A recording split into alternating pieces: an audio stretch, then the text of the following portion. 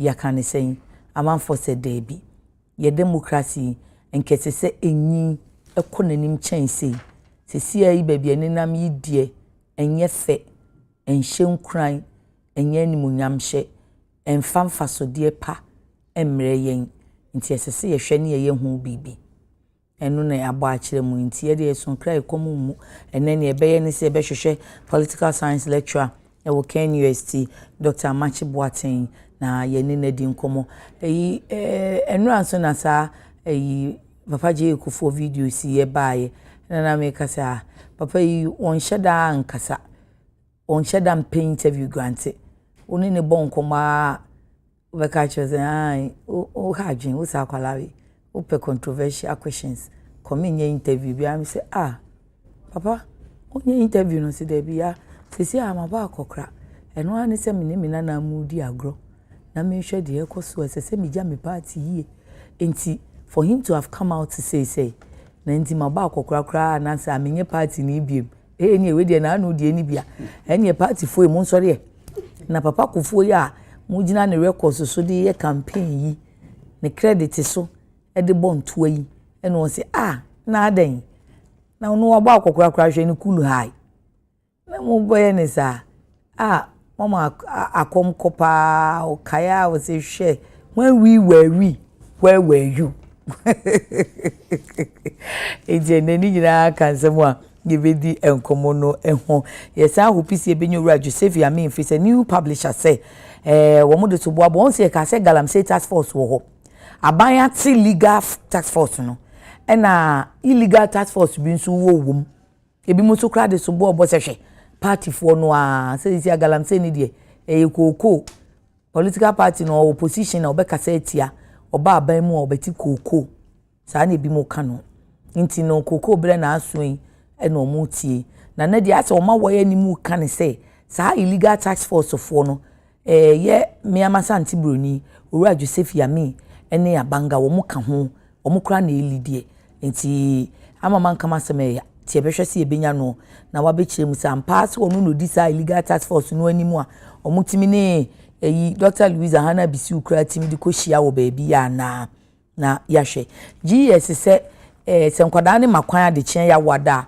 next week Thursday July 24 omo makwan a afei na omo akọ back to tete calendar no academic calendar no masen akọ back to it say ansana covid beba no say ubekaya nanka nkwada yi wo terms miensa no ebe hyase ebe September covid ni ba betesa ni amakra omutena fie close to a year no nti afei omo baaye no bi omutimi makwan 2 weeks no masen bia ye awofo abre o na school fees tua mo bobna no ma no sesi ya mo makwan masen bia school na ne mo ba fie kura ba ye dan akwama 2 weeks sena ni nyina no omo twetwemba ti omo tumi de be 4 years atwetwea ama akekansi ani nti nkwalai makwan 24 July next academic year no na chese omo go back to the old system nti 3 September 2nd September 2025 no na fi academic year foforo na hyase a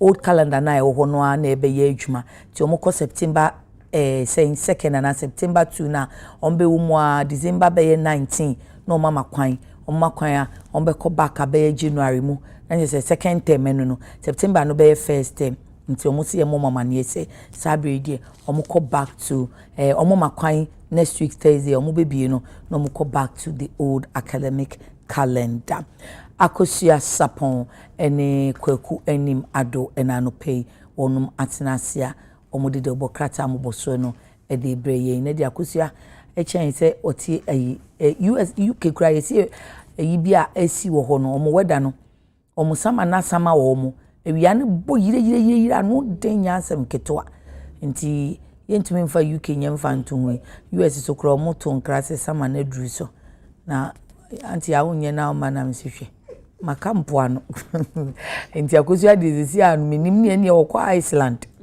okwa Iceland jese wa fa no se Ghana nkasa winter mu no tete Ghana yenwunu ya ayo mo se de Ghana yenwunu pa akase snow no beto ebeto na de ewo mu anopa me ba no ahomache be 5:20 thereof no ebo no ehu funa ma bi say ase mi say na ma say abi hu be ni papa head ni o ko be say be 3 weeks ni me so air condition wo fie da ye wo winter mu o say Jimet fo aka che say efi sabre ya akosi August ending weather ni mu be yenu no phone and sister what boa ho papa sister me sister you go change over she me ni say dey see abre no jai see ade wo see life owner ba ko pe me see ono na aba duty e ka kitwe bi kam di che cross ato so ye and no adani delay what say ade am dey atu ko obi ti o si we ye di tu che me ana me to ye ma tu me che me am design me am life na me bomba cho sister fear is over the man say I obeka say we the teacher me dey ato me am I ono ne dia we dey ato so wose he na me dey ato so say guitar red pen over market ekuafo ye twere di ono dey o tin no fe ekuafo ni munya no say nso ne di no munya na ta di fo we ye she de koku o friend ekuafo ene man kwa afuom mesra o ekuafo hima na unim say afa ne ho say titi ya ha chew o but we that say ekuafo hima say we ready weather na hu say weather we dressing we na na ya kwa afuom a ye hyehyɛ ye ho ye kwa afuom a ye hyehyɛ ye hyehyɛ na akoso we ni kai o mu hye ni tuntum yes but when me ba office ntia aka me kwa afuom dia aka me hye green ana me hye black nti we ye office na TV so na me betena enu de ye nhwemu wo hode ka ne enim ni say wo ye akuafo hima enya hye obi ameka bi ama wo ene ma ba office eti enya hye na fo na o de ja apafo ye afuni ntimi he wo de afuni ja apafo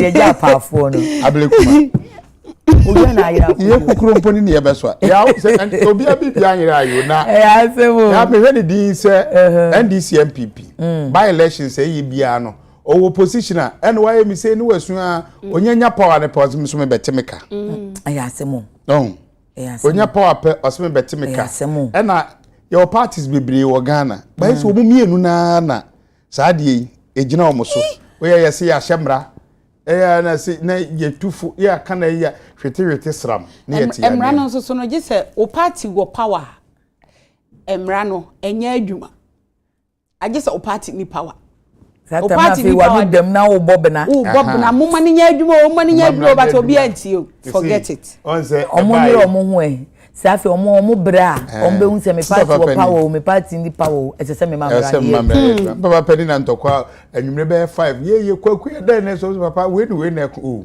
kuro di ntokwa wo na chese kuro nenyi papa ku bi na very bad santo kwa idie ya na nye guy cry ya na nye guy na me dey me ya ne se wo hwe videos bi a emrantie ni bi aba abaye ena mo yusu ye ena mama skenti pa wo se ni papa brantia wo ti so aba obra obi mefa onkoko ntokwa ansa na wanya wano aduane awo wanso waje atum si ye yusu ai na ma ho kwa me ye yusu o ma ho kwan se wunia pa ba ya na me se me pese me bisa se anyenye bia ye bibisi se wi na abe condemn ne eye no ano no ana na Ghana wo condemn ye bibisi wa chibi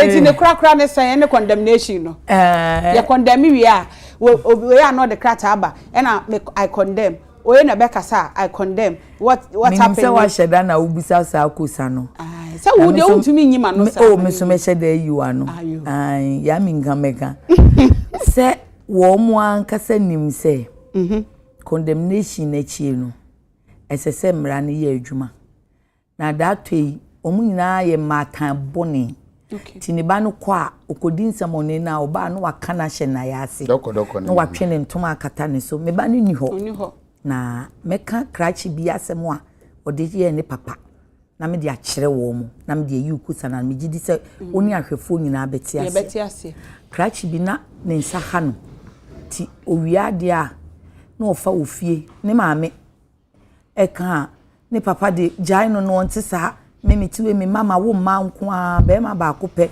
enye ne sa odi akwada yi sa afedie na odi asi abonten na ofa okoye complain ma ne papa osi anya ne ba ne ne fa e bi kura akwara ne tim ba fie na ne papa bisa na ne mama bisa ha kwaku anti mansa ba ha osi ne shop ho no mu ye kobu ani ohwe ye nso na na ugina ho sei kwaku sei na me ne komo de me ne na me na me pesika akoto me wi ne papa si jai no nyo no fa sa anti mansa na mu oto ne shop mu anka be ba ne sa sa na we na dakro ye da boni ma akwala no e na posi di ne mu kua ye de ne court ye kodi na sem na we di okum nipa ankasa efiti okokro no bono etutwetwe ba mu nti ene ne ye kunfu ne sese ye bua no ene ye bua ne kunfu na okọ firing squad ne se ye be kun a be busa se wo asem bi ka asem etwato no se ye mfa ne papa mre no ye de ne papa koye no se ne papa mra no ka asem mu na so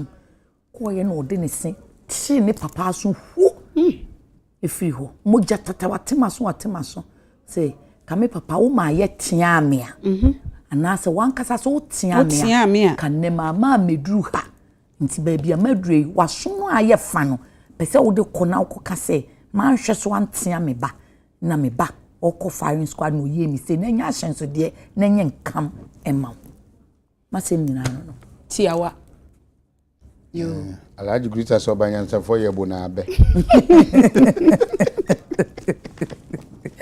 enti mama yaka sa akosia so wo yo di amamo monfa me so mafa bi mo so yo okay dia oh me okay ya me okay pa me okay ti ase dakro enu na afi boys na si ye yusu omo no ti dakro be hwa ne se obetwe se kan na afi wa wo so obebutu no wa mu no obebutu wo ase to mre bia party for na omo butimi fu ho nti correct abusuafo da obon krata no mo boso ne de eba no mafa chronicle breso sem krata na chronicle da obon krata no krata fa to so mienu e no de aba asem e no obisa owie ye no e na bisa na obisa no nso wo san ka asem atato na osi hwan e ne tai illegal anti-galamsey tax force no achi chronicle asema obisa kratafe to so mienu wey eye chairman na oda concerned small scale mining group in Ghana Owura Andrew Aban na opanyi kire se wo mo nhye dante ase na ade no se de esi kono wo mo hunu ne ekro enu nti na wo mo hye da bisa emu yie na emom ye kasai wo mo bobobodin ni bi wo mo bobobodin ni bi e wa ha wo mo bisa se sampanimfo no eye womu ena eda ana womu tachire ewo galamsey tax force no a omo so de a omo koto hye small scale miners ne so ana we si womu ye concern na ni nyina nie Owura Andrew Aban kire se womu ye small scale miners no yama womu nkrata womu kutatumi a womu de eye adwuma won sase kora womu tu womu agudie ewo so na so wo ho a wo behu a na tax force no womu aba omo ba omo se omo ye anti-galamsey tax force na ubebisa mu no ebi wo ho a ye se anti-galamsey tax force omo afri national security na aba ebi wo ho nso a ye se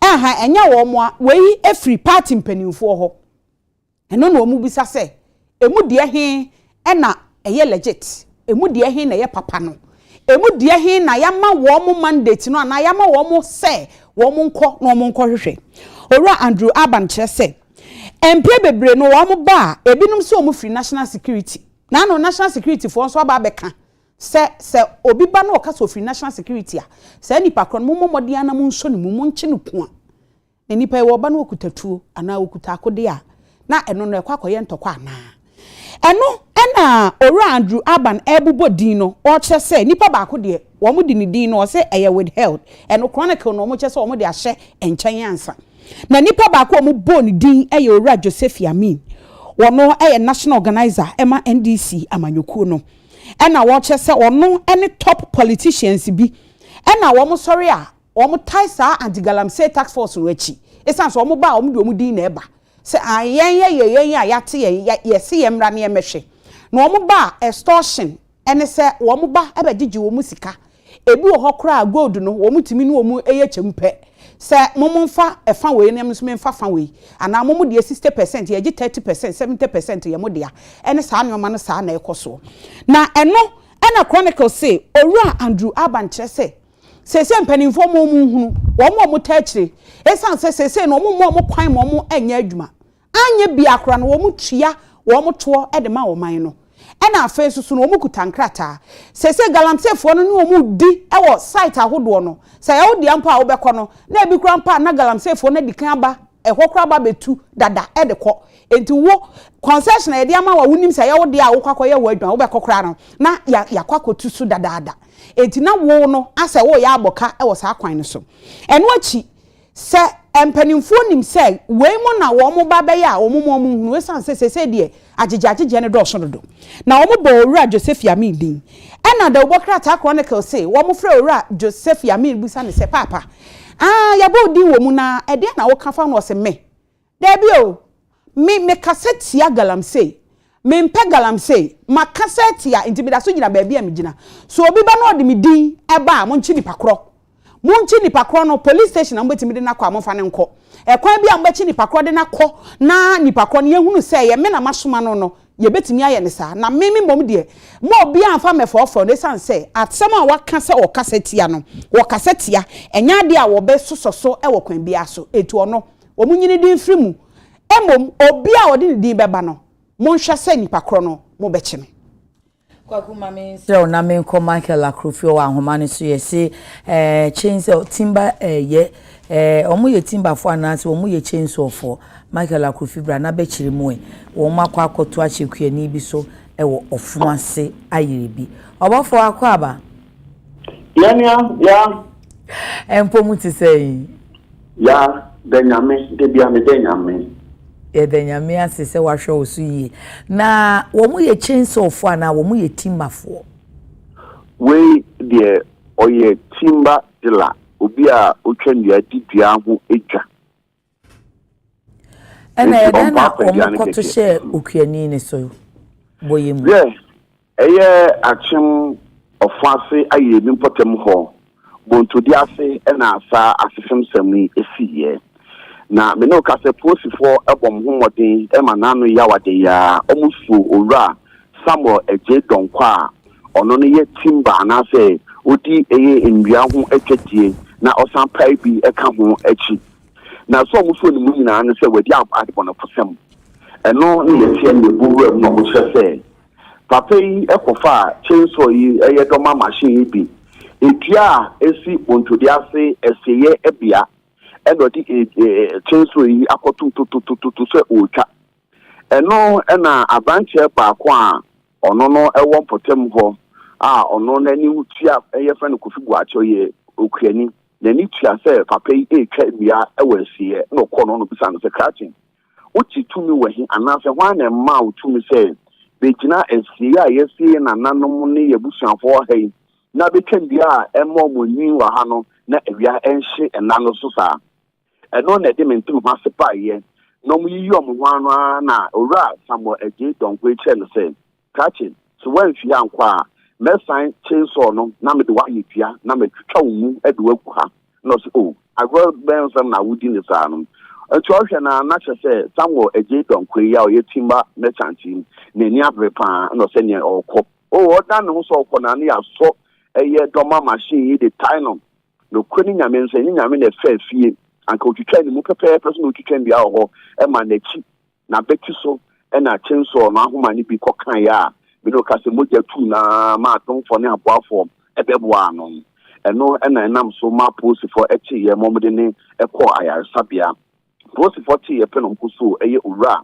Samuel eje donko yi pechi onkoso ni nom se na nyo na ye consensus organizer ma amanyoko we o se an e na wudi anyamna asem se o se an na no fiade ya e na chese ye na kutina eye ofansa ayire bi court na ho court pass tan e na court hwe nanim eye PM o tere dwam owura his worship Benjamin Bennett Atabra Esquire e hwe nanim na o se kache kota eye post for kukum busuma ewom na wotwemu a eye du enso no Sambra court na ye nto awasem bi no so sanse kache na fire sapia e ma doctor for su say the plan o de doma machine up to next year nyame na efafia anka wutwa na beti say u e de atofam aden nyamna fembe na na afese wutno etimi no ka say owura Samuel eje donko aye so ya manyoku bi organizer and as aboafo ma omo ofansa yibi na osanti entipia ho twa na wakofa doma machine twatwa ewa asiye na obi kokan ye no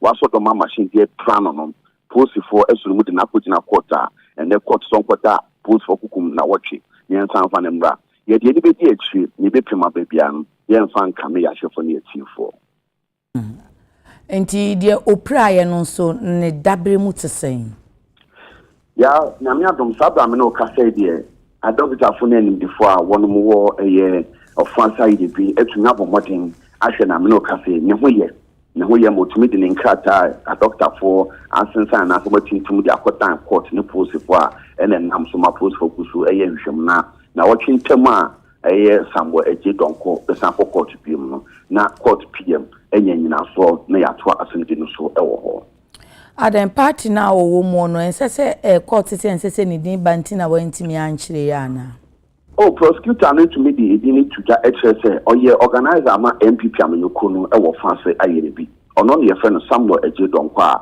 osan di indua gudwa ne wakoye nyamna asem a eye ochimo fanse magistrate court ahye no son kwata post for hukum na watchi I see until next week na mo be kwa asem na nkasa so sa pepe na ya etie ni fan wada ho e mokoso ana de nti oye sa no wa ma ya tibi na mom yesi achim osie ma achim wa bie mu bibi nso asensi ho ho nso de na esie ya eye achim osie na sa semi esi na ho ne se na nsentem omanfo ma nkofo ho entom titu eni nuanom a scrap that the go for ni omo na nkofo fitu so sa na me na ni na se Savior camp, GD4 camp, a war at Chim of Simi, Obi Abomadi Kuku a dine, a yedan wa, a suhonomo.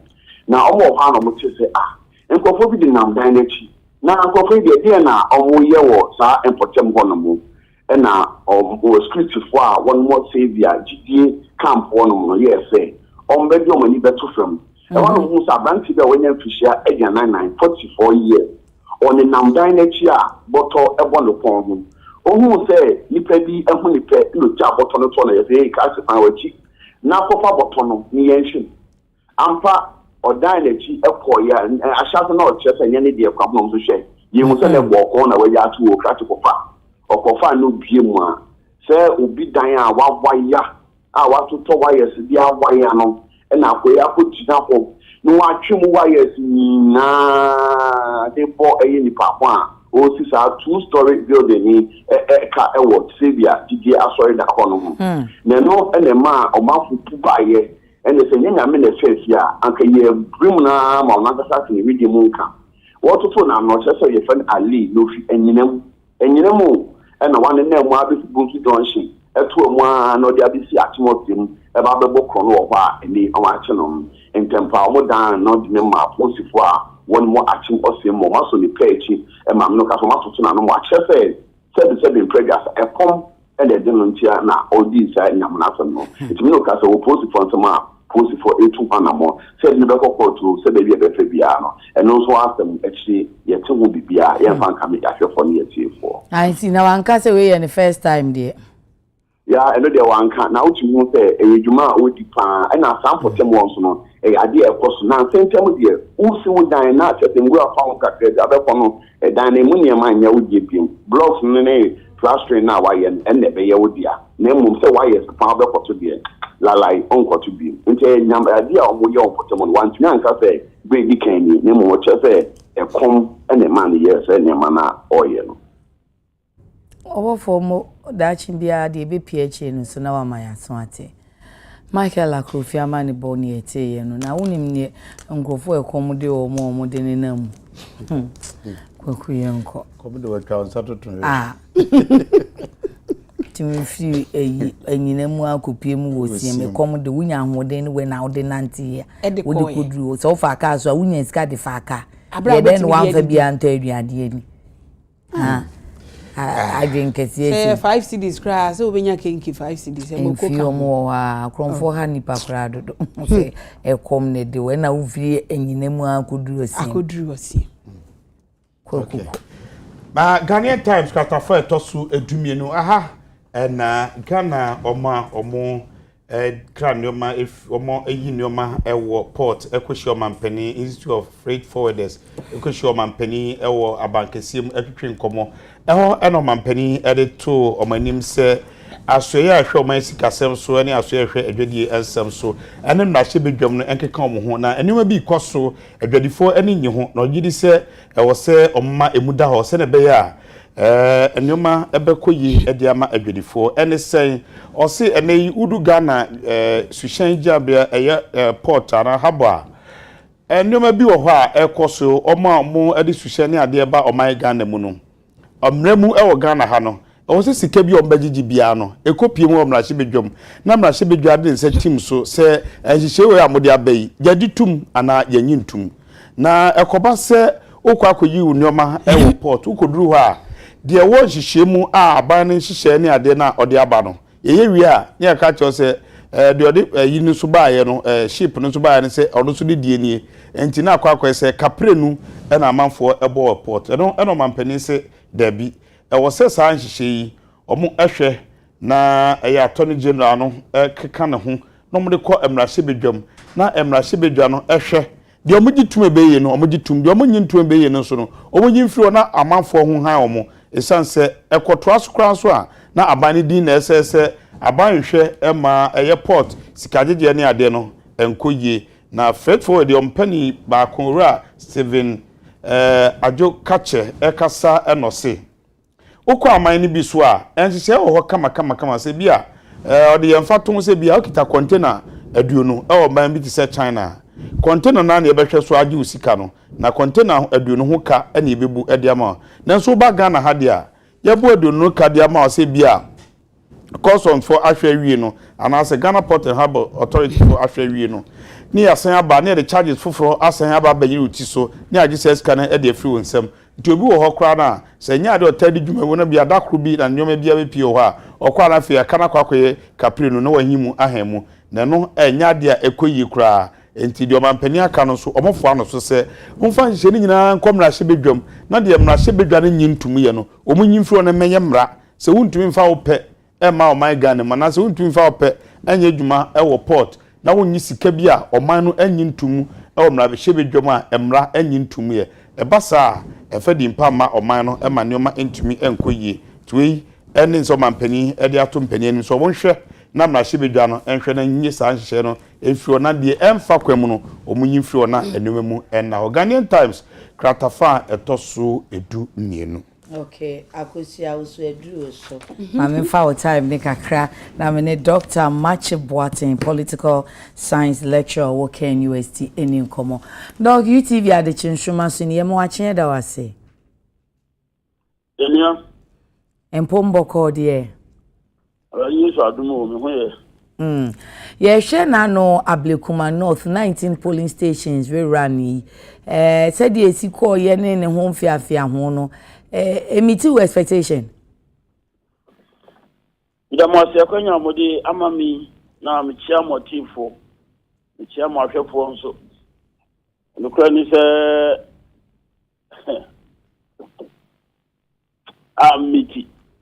amiti na nsebesi ye no nsemo a ye kano go focus am say unfortunate okay nsemo a ensese enka esi oman Ghana ya to aba emere bi crowd do some radio sabi mu nkola crowd na edi akura komonya isuafunu bi wo mu a basabasa yo a emmoa agudie no komoa tiasie eyi efrimu the cycle of violence no ache ewo ya batu mu dodo ache ewo se obi amanyoko bi omampani bi ehye no ho se osi ano se obi hye no ho se osi ano the cycle of violence no yentimi nto aso saa isanti no ni se abato conflict resolution mechanism at the same time a sounds to me generate conflict and say on mine the o see a choose the dikanu na yedi esiesie yentam asem akonya da ho nipa ba ko pe ne betimi atena so okay ekwan ben so na ye be fa so a ye be yi sa nipa yi yenyi di nipa dodo epe no na yakoyi no na dog didn't na obey responsibility in every political parties ne hold their president of the day aden na say political parties see esese omo ankasa bo mutimu pofri se ebre bi na nka ye wo azoka boys ye wo Bolga Bulldogs yaka afri ho ya ba benya vigilantism act anka esese na yetimi peja koyanim na se still ye da so wo mu se ya enye political parties ni mom na esese wo ni wo mo kasa Dabi okay political party bienu ha e di o mani tumi ahye nta okay e to abawie pe ni yi o mampani a e do mani tumi no ahye nta amanyo sem amamu governance the management of the affairs of the state your constitutional a church sanye mai na okay the tumi ni she onipa poti bi ensa ni hona yakobusa ohawa esibia the president of the day President Mahama interestingly onimsadi ni santi no mrebi no kasa obona na dan kwa kufu ado sobo no pe se na na do pe na o abamu no yakoto aba enipa ahwe wo mu nka okay President Mahama said that okay no obona na dan kwa kufu ado sobo President Mahama ni said amanyoko and yet he accused Nanado and rightly so seriously because President Mahama's legacy is being written. And so far as they're about to are concerned, what will be captured and yet positive? But omo koye basa no dog. Omo koye basa no omo nya necessarily state actors anase omo sum on mind directly. Yebeka say youth omo ye party for. Enti adenti ni ensha same free party level ho na wo se there bi enye party level say ye preku peso ye de ko state ni so na president ni so a yem enukran so mo anhwe om kutu paso oh de obi abeye bi e say president of the day no a perpetration of criminality okay irrespective of the source a perpetration of criminality the okay. governance principles which say I was a man no timidin she gu akwan mu o man no enam na process also to be robust, to be stronger than anybody that can also prepare and present itself. Say, when we are a force, there should be no such stronger force than the police in the country. Okay. And you know, and yet once again, and your political parties in the of mine. Once again. But government is born out of the political party. But you government party government ana. Yes, but the moment the government is formed, it is the government of Ghana. Okay. And the same party no na ama abana baso eni emuni pa nyina do no na san ewo aban. But we talk of the state, at that time we don't speak of the party. Okay. We speak of the state, we speak of the government. The government becomes the state. Okay. So it is not necessarily said, Yanko party A, Yanko party B. No. What is happening, a challenger, IGP war. The IGP went to sleep. Did he? He went to sleep. I see. By elections, you organize your Ghana, peer or challenging. Any IGP, when you're proactive and stay ahead of perpetrators of crime, will be seen as sleeping. Okay. Now, he went to sleep He only woke up after that violence and opening up home. My understanding is that from that time, he was ready to stop anything. But he was not ahead of the issue. He was not proactive. Do you think say adekwa nyama esisi wo ablekuma honom na no efiada ablekuma no so no na nke ya de a betimi asi ano kwan now you this security signer that's signer a manifesting. The police works with intelligence gathering. And given the history of by-elections, the IGP went to sleep. Went to sleep. I was calling could it also be that omunim so yeah can we near by-election rerun, so to speak, and yeah can flashpoints of elections and Kablekuma North the memukra. Why are you trying to polish it?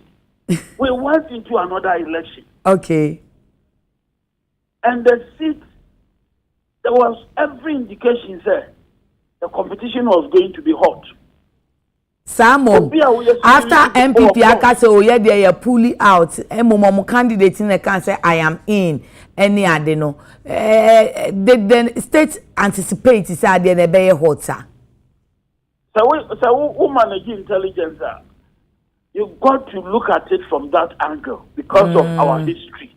Okay. Even when said you're working, MPPD can't say off and one share about no. That was not done in the home. Okay. About issues should be now. I'm crying about perpetrating violence, you know. When a bit me as taking the neck out, say, Omi MPP for, Omi NDC for, Omi away. The one fast by a devil and chester Omi a party B F4. Okay. You need to do further investigation. Okay. And even some here, members of a particular party, did the party sponsor them? Did the party sponsor them? Okay. And that is why we don't have to rely on the political parties, but rely on state apparatus or maintaining law and order. Now, Okay. In fact, some security issues, Okay. just we can't blame any party. We can't blame any party. Security for any failure. Somebody went to sleep. That person is the IGP. I see. When so chair and saying say election muno, ye ni areas and our constituencies are Rebecca so wahadie eya ejamum etimisi wo ho ntokwa timisi enti dey are easy for be can high flashpoint no sisi ano ase baby ano say ye boa ye hu say anything and anything at all can happen. Pepe and we are intelligent bosser. We are the police bosser. Now we are Okay. You leave nothing to chance. You stay in readiness for any eventuality. You stay in readiness for any eventuality. Okay. Apart from looking at 19 police stations, resources being the police who here ultimately mobilizing and making sure that building a legacy before your boss, President Mahama. President Mahama by elections the previous ones saw violence. Nimreso by elections his legacy is being written by the day. His legacy is being written by the day. Now it's in office. And yet it's our goodwill. At least we know all die, he die. We know. And you can't associate President Mahama say the demeanor, the calm demeanor, the posture on the quiet or the support to violence. It will be very difficult to come to that conclusion. Okay. But when someone gets pushed, once they all die, be die, then you can see say all die will also be die. I see. Now other people and go for and all die, be die. It will be a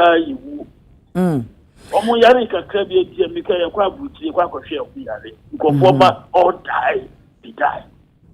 Ndoka no pe na asem ba kwa ne ye kan ne se yenu aba ko sasa pobuza se sesi anu party we ya be condemn we ya condemn aban mo a condemn enye na beyond the condemnation no e biem na wo fi se ye bete wa kan yakoba election yakọ atiwa yakọ talency yakọ he nanso ye de no yakọ ayawa so ye be kan ne ye se ase hwete na sam. Do you think say action be beba omo di sa ansem ni ye benya obi ache? I will say action ever. Okay. Once again, action be a man. Enipa be would have gone to sleep. I will say action be ba. I will say action be ba. Ebeba. I can't tell. I will say eba. Okay. At this time, for me, my anger, measure the normatives. I will say action be ba because basa BSc. He said, I will say some action be from the state eba. Okay. I will say state, 29 in the AC form. I will come be so now a casa chain. That's how the way all to sort of be. Okay. There should be some action. Okay. NDC candidate, and why MP electee, or they just a little over 200 votes, and or they exchange NPP nino emu. Ebiaka so NPP for esi omugina yentemo a ete omo kwa bi anka omo fa akunwa no, but eyo one say ankwa ma NPP in as much as eyo omo traditional seats. Because MPP now is not ready to do anything positive. How? The party has been taking a series of terrible decisions for some time now after the elections.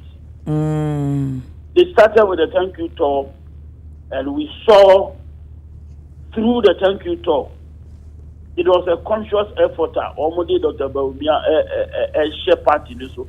And the position of Dr. Baumia on the party. Okay.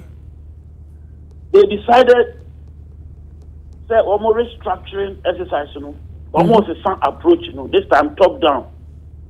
The same politics and the Dr. Baumia share system also. And you could see the moment other interested actors in the party through almost schemes, not scheme, not ayebasa. We saw what happened to the thank you tour. Okay. Top down, going forward, whether you see the light of day or not, we are waiting. And the third terrible decision was Ablekumanov, Yankotwaba. I don't know who in the MPP advised them to take that decision. For a very simple reason. They were confused between law and politics. They were unnecessarily legalistic. Henry Nanabuache, fortunately or unfortunately, one of the stations pitched me and himself. And he thought that things were going to go their way. He was cocksure. When lawyers, Mukokota, Inetembiana, Mukesa Mudi Bim, and when the lawyers themselves, MPP, the men that they have, lawyers, when they know that legal issues, court, and taking the final decision. Okay. And that if the Electoral Commission was in contempt of court, that should not be in the mouth of the MPP. It should come from the court. So why not give themselves the benefit of the doubt and prepare to contest the elections? After all, a woman strong rule. And that if later, after all, the contempt bar, easy, and you be hold and your parties now, easy, I invite him myself, and as lawyers, they should know better. So why did they take that decision? So I'm saying, such decisions are now eventually turn it upside down. Now, yes, a nipa making such decisions, they are in a particular state of mind that almost been taking good decisions. I see. 3 straight such decisions are just too many. It speaks to something. And what then could that be? I'm suggesting that they are desperate to impose Dr. Baumia on the party. And And given say almost strategies, you know, they are not able to think straight again. Oh. They are not able to think straight. So even if omo desperate so omo the Dr. Baumi abehye party ni so a eno ene sa ablekuma north no a omo kan say ye nko no eno twaka ben ene wo ene nye executives no omo ho ne pe omo neck no even regional executives ni mu bi kra regional chairman ni ade wom enti neck no eso eno omo say ye neck for so na take decision no. I wish candidate no can say obe contest no. Now said the who can neck form omo ba out ebe put no in order. Because if anything at all, given what you are saying, you know, the candidate herself was part of the decision. I like to believe that she wasn't part. She might have been physically present, but she might have been sort of atmosphere, no, a subdue, no. She couldn't come out strongly to insist on one crucial thing. Membership of political parties, an individual affair. Okay. And people go into parties or join political parties with their own personal interest. They have what we call a political purpose. A personal. It works at the individual level. So given that Onona Elko standing to be voted for, the party should have asked her, Madam, what do you say? Should we go into the elections or we should stop? They should have listened to her and listened to her just that. Okay. Positions in the party, neck, whatever, and take a decision. I see. And I'm suggesting to you that they know it. They know. You are very sure they know. Any one say what to say, minim say what in so dia. Say kane mampeni papa kofo ka say as omu take decisions bi kra onim ho hwe akora na so what way omo akokora poso say party a wakoama aba free sa UP abreso ya bepem ene omo betimi ayi na sinchensa. Okay, minji. Whoa. But Ukraine said they will not consult President Kufuor because I have factionalism and I play out. Fascism now we need President Kufuor fan. We na a person who capture the MPP. President Kufuor, you will not be consulted. You want to continue to do their own thing. You will not consult him. Video be about Dr. Brian Champon our flag bearership ambition and presidential ambition ako former President Kufuor onene kasa o kache no former President Kufuor kache Dr. Brian Champon say decisions bi o hono mo a ye mama mane na ase ya ignore me na me kame chiro say UGCC besen koye na anamontuo ne nhihye ya hodo ni nyina na mewom wo namesake na che say Champon abre so kra no ono Kufuor kra kodamu wo ho na se ne minti hana mu take decision bia ti ma ba akokora say mintumi nya hwe say mon consult me ana. Those are some of the things okay. Yeah, traditionally as a people, place premium our and for advice on critical issues. And generally, it maybe I say you could be abrewa. Ya chatting say wisdom be a war penning for because of their experience. Yeah. Ya chatting as a people. Okay.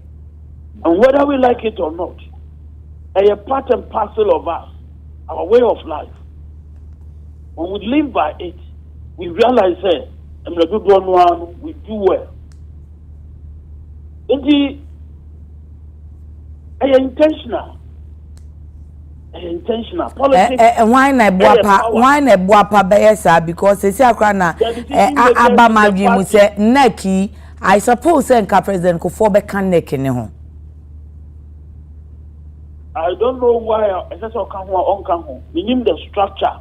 Party no di adwuma. Minim the structure party no di adwuma. Recently I heard say This man, was President Kufuor's spokes this thing, one of the two Japons. Kwabena Japan. Kwabena Japan. Now also who say one major decision making the bureau as I say one ma old officers now okay. A structurally party no decision making and problematic. The way the constitution has been structured, it's problematic. I see. Because in an organization, the PI you take a decision, holding the center of power. Okay. And if I be they want to impose their parochial ideas on the party, so it becomes a party understanding, a party idea, a party policy. For example, the thank you tour. And the thank you tour, they made a terrible mistake. They documented it to be led by the Chaparumia. That is where they gave themselves away. That is where they gave themselves away. But they have argued that one out. Say, Onuna odi omonim. Inti, it is only proper. So more kodase and so be any more kodase. Because on any more ballot paper. That is good on paper. But Dr. Baumia, first time almost share a party office or Kasayan, he was campaigning. Okay. And somebody na Okai, first time Oshia speaking. As Womo thank you to Eddie. Well, I recorded. We can play it and analyze and send Bia Okai. Okay. He came out to campaign the very first time. So the whole idea was not a thank you talk. That was a facade. A dream Bia no Mudi Juma. No Mujidi say or Musabetimi Aka. Na doc, I don't necessarily know ya one if he say sad line ye from 2008. Nanadu Lucy, still on one and no lead party, no indirectly. Into Bibia leader, till he finally became the president. So, I say, a year or moon shisha yenu be say a convention cry, Bibia over. Too early, sir. A convention. Okay. Yeah, too early. Okay. Party constitution they need to see any extra. You people say, sir, and Tiasiano. And yet, none now one working team or constitution. And then some will be interesting, because of constitution, what in team, and none now directly and a mobile was a issue or party no more. Constitution, what in team they say. We give unto ourselves this day, this constitution, and blah blah blah blah blah. Yeah. But doc, constitution team the same because some time ago, so argument in about up so say more opposition as a flag bearer no na or ye mu leader almost no chairman leader. But thank you. Edu baby so obon say afei omo opposition me omo say the leader is the one-time flag bearer. Me sure say that time no you followed the conversation. Nti sa no man kasa no omo hu every ben na hwan ye omo leader na say no so ye intentional. And no na me can say constitution no kan omo fa so ahihye no. E problematic. E ya omo party no constitution no. Yes, it's problematic.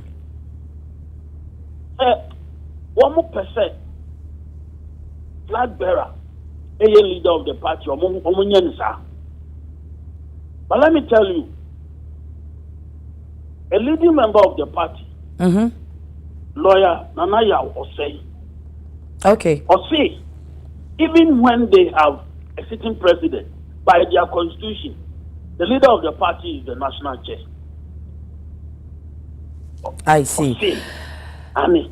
Doc, ya ne kanje bi na Adekye omo be call omo conference se benya abaso a 19th day enkomo beba pa anti ye be sia beba opo. Okay. Yeah, that's it. Thank you too. Dr. Machi Boateng, a political science lecturer okay in UST. Week no ensem beba heavily enti ye benya atoaso. Akutia de wate no wan se wa ponti ase oboabo ne niam no na kwakwadu ne da so biebi. Mfumfa. Ai bebo ni mfumfa. Kwakuna na meduzo. Ayemia. Nti ya mama mintu be kratem na. Kwakwati ase. Matiase. Akutia wo yemanzo chefo pa. Sa akutia. Me ya na wo. Oh, bable kuma anka kable kuma baako. Ana national security baako mabo ni mfua. Sa akunya no kwakwadu ase wo besi sa akunya. Onya nsesa ani de bonifua. Kwade mbo ofo mankobo mase wo bable kuma. Oh, ona bo awa kumse wo. Onkafra. Na unim se ba bi asem ni siye no. Na the Ghanaian point the obokrata ebo amane ye St Peter's Methodist Church. Se si Methodist. Obone electoral commission for tonkwanta. Ne Methodist no me ya adu. Oh. E free na krei. Pam no cha no eno ane se mache ma ade. Eno ano no. Omfa ho ma ye bi. E free na krei wo ma ho nye police center bio. So we na enye easy asemo eyo ma mu ni nyina. But asamba omunya abotre ma sori ba. Market ties with electoral activities bia. Aba St Peter's Methodist John Tantra Peter for munya abotre. Yeah, so now we oversee and on see omo frefre no pressure omo de to no so headquarters Peter for asaba munya abotre for frefre no ne ayi nti se si aye kasa pa asaba munya abotre ayi mo na mo kai ku apemfo wenkua de ya twem asaba munya abotre yes wenkua de ya twem we di abotre mbe ai eti se si aye die Yesu anko onye ni sa munya abotre Peter for asaba munya abotre enti we Ghanaian point. We fuwa baako no na fuwa baako etoso no. National security for na wo makoche 7 trucks. 7 trucks no every time abesia ko Burkina. Afede omo track car na omo track ya car e ko Burkina no. Omo hu ya na akwa abedru Eastern region. Omo yinyoma afe no makokuma se. Afede nyoma na egu sa 7 trucks na esan so ko no a yesi e ko Burkina. Nti omo duru enkwanta no so ko no omo kwa kotua duty na eyi ni nyina no. Chese omo invade. Omo person betua to. Eti ye kase ye ide customs for na national security na aka bomu aye kase wo ma che sa 7 trucks ni nyina. Enyoma no nkomu yi no okumase. Omo akomia me ahodo onye ekumase de ate omo ko akakra na omo akoyi omo ko akakra na omo akoyi e na omo di omo tetente saa sese ya che wo mo na ye che wo mo yi e na national security for say wo mo ye omo hwehwemu customs oboa wo mo ama omo hunu nkrofo kro saa 7 trucks ni ye omo dia wo ma ye omo age so omo ntua to no mpese Ghana ye de kentan ko nsuo na ye sika nyina hwere ye no wo ma timi ahwehwe mama na si enti eno no mo waya die oku akosia na be dia dance ana no wa dance die o ya sure say me wa dance die pa okay we cry the we drop change into ya dance die and me say that say move me fie na ba and on the buy it we die ene na de nyame ama association ye dance ene de bronya akoko di nyame ama association fo nyame nhia mo pa fa no se bronya akoko di mu enya asem ketwa wanya ye bem watua ho ka pacho ye dan ho akọ ba pa ye di akobude ko bebe mu ye ba sesia